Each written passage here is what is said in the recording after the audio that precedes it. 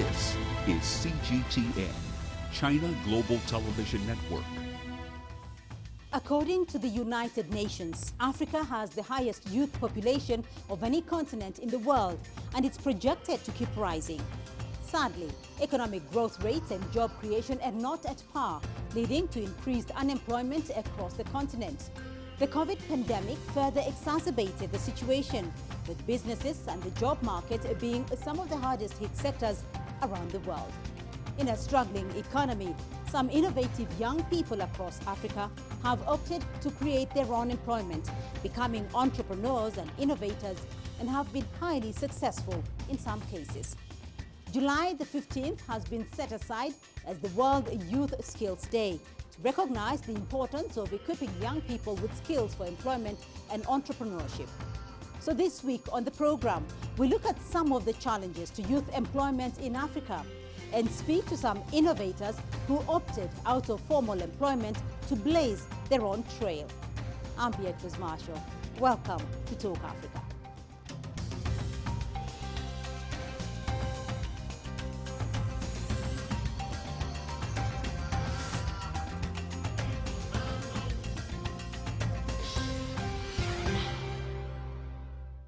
Across the continent, more and more young people are either forced into informal employment in order to survive, or in some cases go that route voluntarily.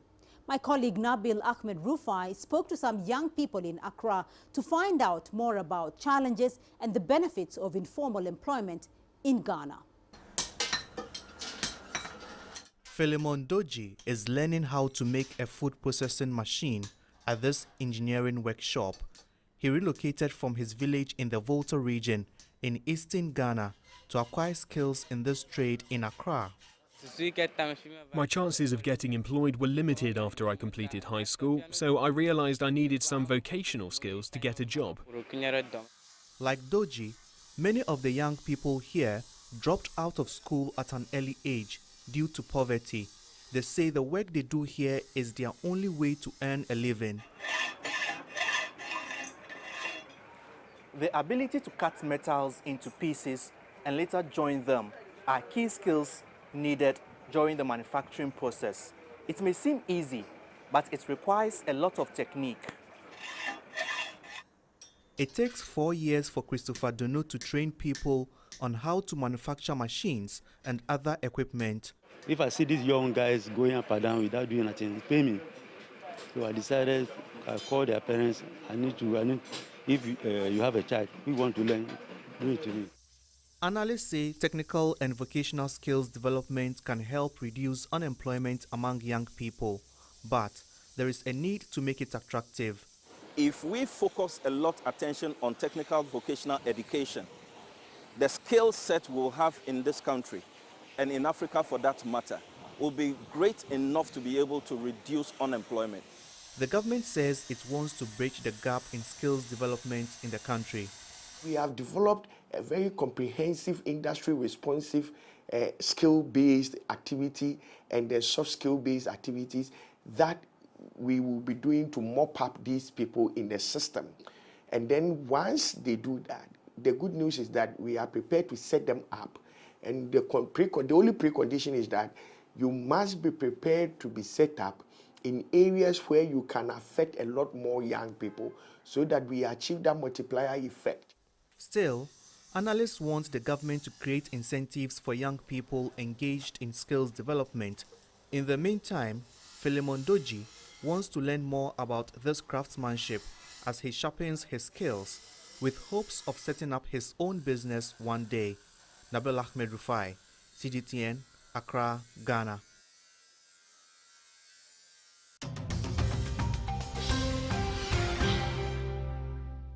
Well, joining me now to unpack the challenges of youth employment across Africa, from Kampala, Isaac Oboth, a founder and CEO of the African Storytellers and one of Forbes Africa's most promising entrepreneurs. In Abuja, Angela Ochu Baye, founder and CEO of Agela's Development Initiatives. And in Nairobi, Raphael Obonyo, public policy analyst and the 2019 Africa Voice Achiever. Thank you all for joining us in this discussion, and welcome to Talk Africa. Raphael, I want to start off with your thoughts on youth issues across the continent, because according to the African Development Bank, Africa has nearly 420 million youth aged between 15 and 35. Now, 1/3 are unemployed, another third are classified as vulnerably employed, and only 1 in 6 is in wage employment. Help us to understand the youth unemployment challenge on the continent. What are the drivers? Africa has a very large youth demographic. 70% of Africa's population is under the age of 30. And then that also poses the challenge of youth unemployment. A majority of young people, 60% of jobless people are actually youth. What are the drivers? A couple of things. One is that we have economic growth, but the benefits are not enjoyed by everyone. We are not creating enough jobs to accommodate this youth. The other issue is that we are also not diversifying our economy to be able to absorb this youth. But most importantly is the mismatch between the education that is being provided and the demands in the labor market, the skills that are demanded in the labor market. And so we have a majority of young people going to school and graduating, but they're not able to access jobs that are available in the job market. So for me, those three would be key. But lastly would also be the policies that we have in place are not responding to the needs and concerns of this youth demographic. Right. Raphael, you've raised a lot of questions, but one of them is kind of starting out, the fact that the continent is not creating enough jobs, even though, you talk about 70% of Africa's population is made up of young people under 30. Is it that the jobs available really, are there opportunities at least for the young people? There are opportunities, but then how do we enable young people to access these opportunities? I think that is the question. Are we harnessing innovation, for example, the creativity and talents of young people when it comes to job creation? Also, are we creating enabling policies and regulations to help young people be able to access this opportunity, whether it is ease of doing business, helping young people to be able to start enterprises, register companies? Are we also providing young people with enablers like skills in terms of education that is required? So the opportunities are there, but the enablers are what I can say is actually lacking. Angela, explore that issue of opportunity for us, because you hold a bachelor's and a master's degree in commercial law, but you decided to venture into a career in media and founded an NGO. What led to your decision? Talk to us about your experience. Okay, so I studied law, and before I studied law, I didn't go into it because I wasn't informed. I was well informed as to what it was going to be about. But I always knew that I was going to go into the media field. That was where I knew I was going to be recognized one way or the other. So studying law and making that transition was quite a tough one, especially for my parents, who felt like they had spent a whole lot of money sending me to university to study that kind of course, and then I want to move into media. But it was about my heart and what I felt media then as a radio broadcaster, how I could use that platform to impact my community and make certain changes, because I was very much interested in social issues, which I felt sometimes was being downplayed upon in my country. So I wanted to go into media to use that platform to make the change. And so I even went through making that change was I started off as an intern. I was volunteering in the radio station I was working then, but I used the skills that I had gained from my background in law, to analyze things, properly. And so that's how I was able to make the change. Right, but Angela, did you find that there was an opportunity that you exploited, or do you find that there are no opportunities and young people just take what is given to them? Yeah, generally, you find people just, jumping into whatever opportunities are available for them because maybe either they don't have anything doing in the meantime, or they've got family members that were able to make connections for them. And then you also find people not wanting to, or they're not connecting properly to where they find themselves in, because deep down in their hearts, that's not really what they want to do. So yes, people explore whatever opportunities come their ways, while others just don't even do anything about it and would just rather stay wherever they are, and hoping that some job opportunity will come their way that flows with what they studied from the very beginning. So it really depends. Right. Isaac, you know, I want to hear about your experience, because you found an opportunity and you plugged into the gap of your high school videography. Tell us about your opportunity and how you ventured into it. For me, honestly, it was chance. I got quite lucky that I found something that gave me an itch that I couldn't scratch. When I was in high school, I decided to make a video for my high school prom with the idea of being able to make this DVD and sell it to my classmates, you know, as something that would remind us of our time in high school. I didn't have the skills to make this video, so I paid a gentleman that used to do a lot of weddings in Kampala, and he told me that he could do this, and you know, it was a piece of cake. He could do it in his sleep. So you know, I had savings, my 6-year savings. I paid to him. He came to my high school on the day of prom, and he filmed our prom. 2 weeks after that, he delivered 250 DVDs that were already branded. You know, they were finished. He brought them to me. And with a lot of excitement, I ran up to my computer laboratory at school. I was in a boarding school, and I put in one of those DVDs. Held my breath and waited to watch, you know, what my savings had produced. Right. And it was terrible. It was a train wreck of a video. And I was quite concerned that, you know, I was going to lose all my money, because what I promised my classmates isn't what was delivered.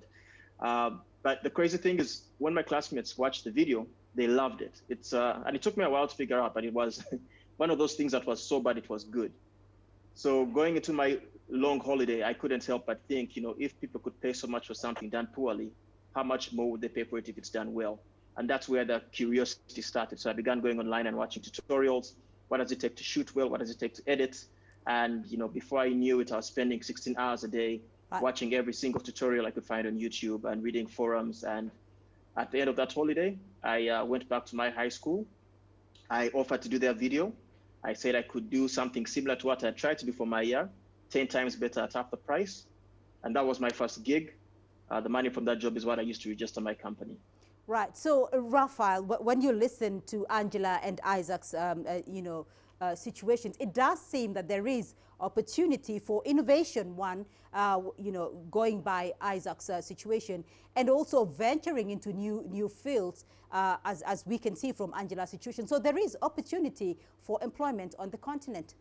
There is opportunity on the continent for young people. All that needs to be done is, first of all, governments need to identify where are these sectors that can create jobs for young people, whether we are talking about manufacturing, whether we are talking about digital economy, whether we are talking about construction.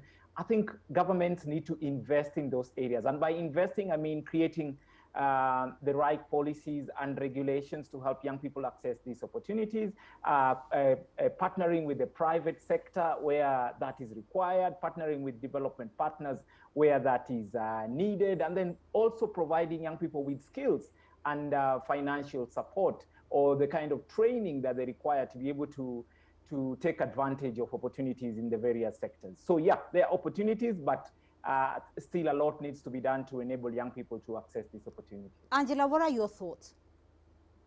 We're literally saying the same thing. The opportunities are there.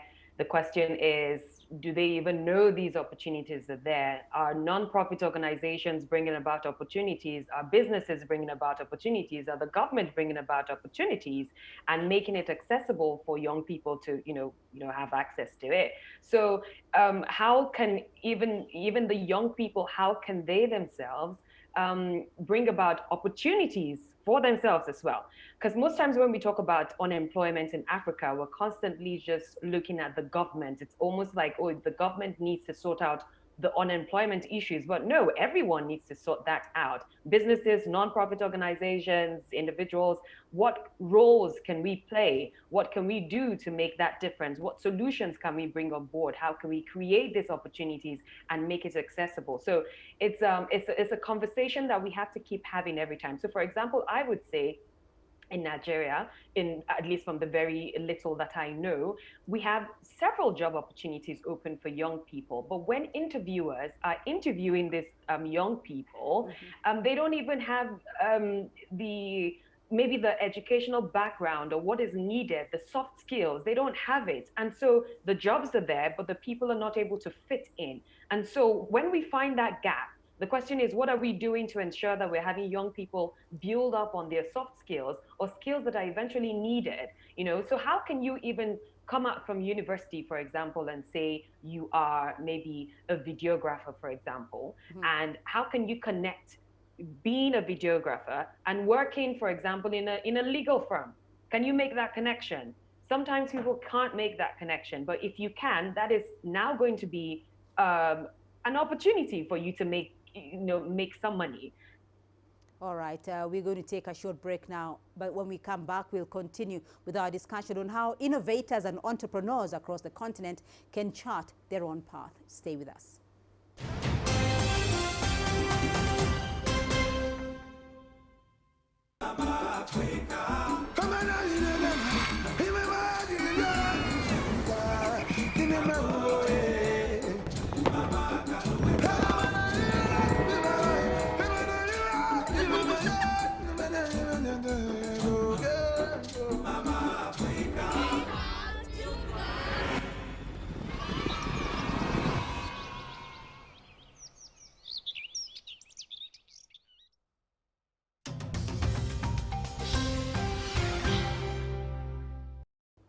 Welcome back to Talk Africa. Still with me, Isaac Oboth, Angela Ochu-Baye, and Raphael Obonyo.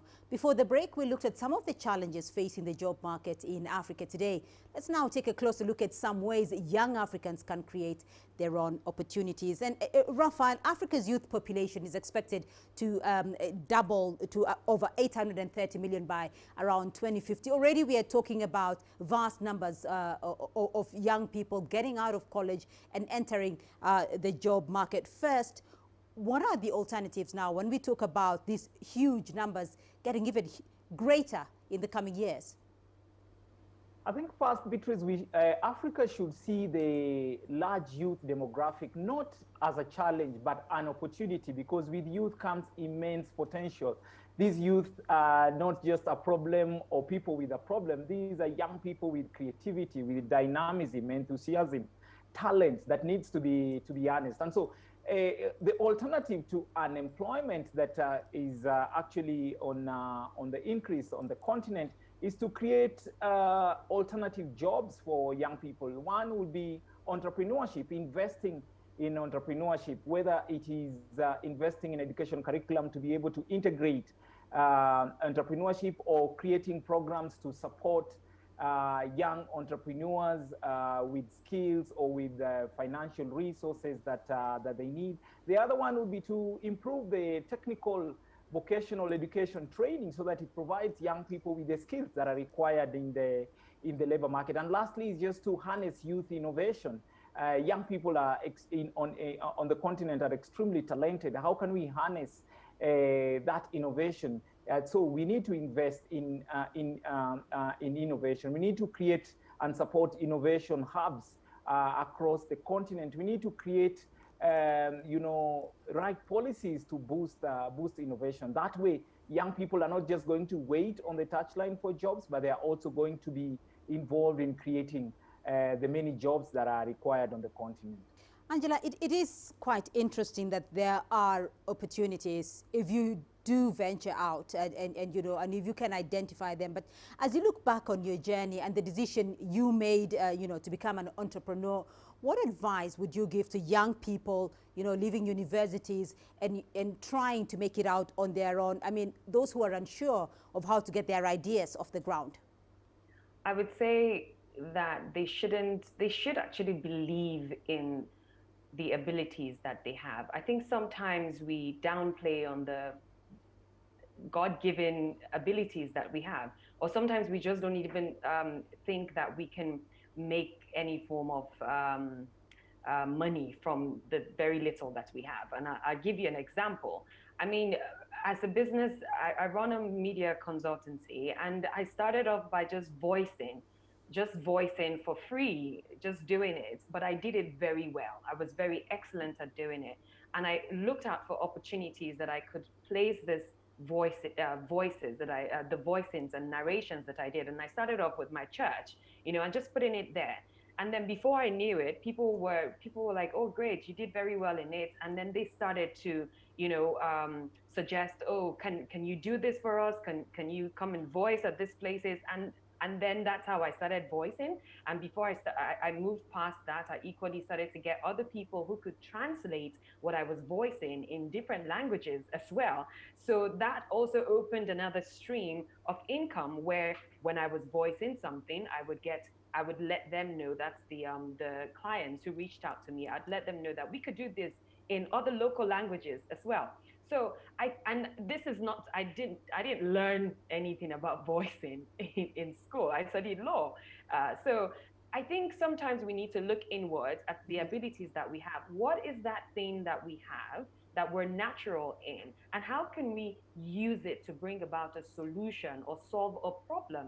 All right, Isaac, I want to get your views as well, because using your experiences as you set up Media 256, what are the possible incentives, and support that can enable young people make a breakthrough in entrepreneurship and that innovation that we've been talking about? The biggest support, someone that's starting can get is from their friends and family, the people around them. In my business, for example, the most important thing, more important than a university degree, more important than who you know, is what have you done before. So your portfolio is what matters the most. Just like Angela said, the fact that she had actually created something for her church, she had something that she could show to her next client. So I think the people that are around young people are very important. Just being able to see what they're interested in and giving them a chance to create, giving them a chance to actually build portfolios, to build something that they can showcase to prospective clients, that they have the capacity to create and add value. But Isaac, do you feel that formal education is still necessary for young entrepreneurs today? Yeah, formal education definitely is important. It gives you the discipline. I think the most important thing about school is learning how to learn. The ability to train yourself, to train your brain, to create, pathways in your brain to take on new skills. That is the most valuable thing to pick up from school. It's not that, it's not the chemistry or the biology. It's your ability to get that material, to reason, to think deeply. But I think we let school off the hook quite easily, especially university. I think universities need to do a better job of, being in touch with the marketplace and seeing what the world actually needs. What are employers looking for, and how can we get young people these skills, so that by the time they get out of school, they actually have something that they can offer and add value to enterprises. Right. So, Angela, when you look at, when you hear this conversation and you see the opportunities that are afforded to young people, they are diverse, right? And depending on the level of education, perhaps the skill set, perhaps different opportunities are afforded to different people. So when you're thinking about the young people across the continent, the first issue that comes to mind on how to make it in the job market, how to identify that opportunity, what would you say? The same thing I think I would say my father said to me, which is the answer to every problem is in the problem. You need to look into any problem around you and find ways to becoming a solution provider in that problem. In every problem is an opportunity. So, but you see, I feel sometimes that in Africa, we're constantly running away from problems. When we hear there's a problem, it's like, oh, no, we don't want to go there. We want everything to be perfect for us. But in that problem is the solution. And for you to even know that there's a solution, you kind of like need to go into it to understand the problem. And that's why I appreciate what Isaac said about what the educational system actually does. You need to be critical thinkers. So the question is, are universities giving our young people the ability to think outside of the box? Like look at a problem and say, how can we fix this problem? How can we, what are the I don't know, different opportunities that could come up from that problem? That way, a person can now fit themselves in to say, this is what I can do. I can't do the whole thing, but I can do this part of this problem. And this way, I can now create an opportunity for myself. Like what I did, I created an opportunity for voicing in English, but I created job opportunities for other people as well who didn't even have a clue that they could make money of voicing in their local dialect. All right, Isaac, is that your thought as well? How do you react to that? Is there enough opportunity? No, I don't think there's enough opportunity. I think opportunity is scarce, and you have to be excellent at what you do. I think a lot of times people, especially in school and in university, I mean, I can definitely speak for Uganda because it's where I'm from. People take on courses and they take on subjects because they're trying to impress their peers or their parents, or their parents are trying to impress their friends. And you end up being mediocre at something that you think is extraordinary, instead of being extraordinary at something that you might find or think is ordinary. I think people really need to pursue things that they love, things that they care about, because it's only when you truly love and care about something that you go above and beyond. It's only when you truly love and care about something that you stay up all night trying to figure it out, trying to hack it, and that's how you'll be at the top of your game. And it's people who are at the top of their game that get the best opportunities. So opportunities are scarce, but it's the marketplace, it's demand and supply. And that's why not every dentist, not every mechanic gets paid the same price. People that are really good at what they do get paid top dollar. All right. Raphael, of course, you're in policy here, and I want to hear your views on the changes that can be made policy-wise, educational-wise, in order to reverse this trend of unemployment on the continent. And if this is not arrested, what is the worst-case scenario? Definitely, we must readjust our policies to be able to address the current problem.